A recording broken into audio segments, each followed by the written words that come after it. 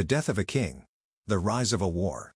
When a god is murdered, the heavens tremble. When a throne stands empty, brothers become enemies. This is not just a myth, it's Egypt's divine civil war. The brutal, cosmic struggle between Set, god of chaos, and Horus, god of kings. The murder of Osiris. Long ago, Osiris, god of the dead and rightful ruler of Egypt, reigned with wisdom and justice. The land flourished under his rule.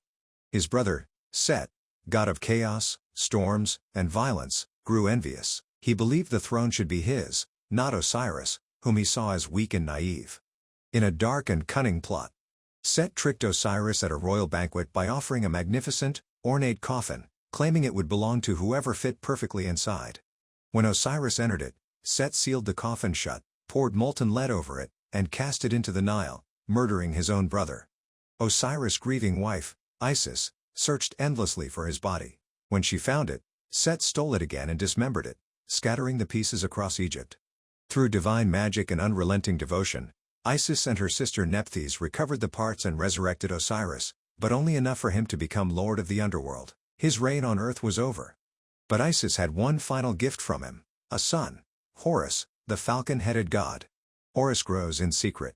Knowing Set would kill the heir to the throne, Isis hid Horus in the marshes of the Nile Delta, raising him in secret. He grew strong, wise, and proud, trained not only in war but in divine law.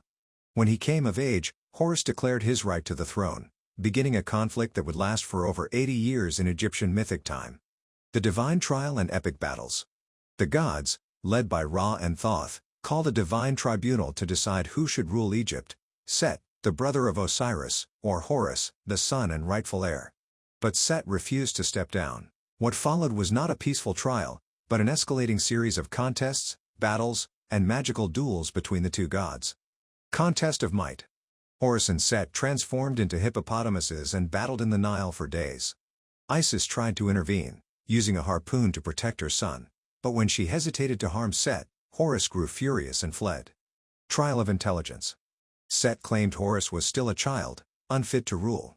Horus answered with wisdom and restraint, earning favor with Thoth, the god of knowledge. Acts of treachery. In one version, Set blinds Horus by removing his eyes, burying them in the desert. Thoth later restores Horus' sight with lunar magic, giving rise to the sacred symbol of the Eye of Horus, representing healing and divine protection. The sexual contest, symbolic power play. Set attempted to humiliate Horus by seducing him in a mystical, symbolic act of domination. But Horus cleverly trapped Set's seed, then publicly tricked the gods into thinking Set had been the one dominated instead.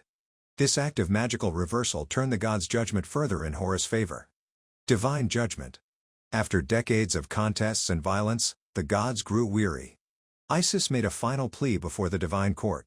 Even Osiris himself, speaking from the underworld, declared Horus the rightful king. Finally, Ra and the Ennead, the council of gods, issued the verdict. Horus is the true heir to Osiris. Let him sit on the throne of the living. Set, though defeated, was not destroyed. He was banished to the desert, made lord of chaos, storms, and foreign lands. Egypt now had a king of order and justice, Horus, the falcon, whose all-seeing eye watches from the sky. The symbolism and legacy. The legend is more than a myth, it's a metaphor for Egypt itself. Horus represents Ma'at, order, kingship, light. Set represents Isfet, chaos, disorder, storms. The struggle between them reflects the eternal battle between good versus evil, light versus darkness, legitimacy versus tyranny, life versus death. Pharaohs were believed to be the living Horus, ruling justly in life, and becoming Osiris in death. Every coronation was a reenactment of Horus' victory. The story of Set and Horus is not about one battle, it's about every battle for power, every struggle for justice, every triumph of rightful legacy over brute force. And in the skies of Egypt, the Eye of Horus still watches, reminding us that no tyrant lasts forever.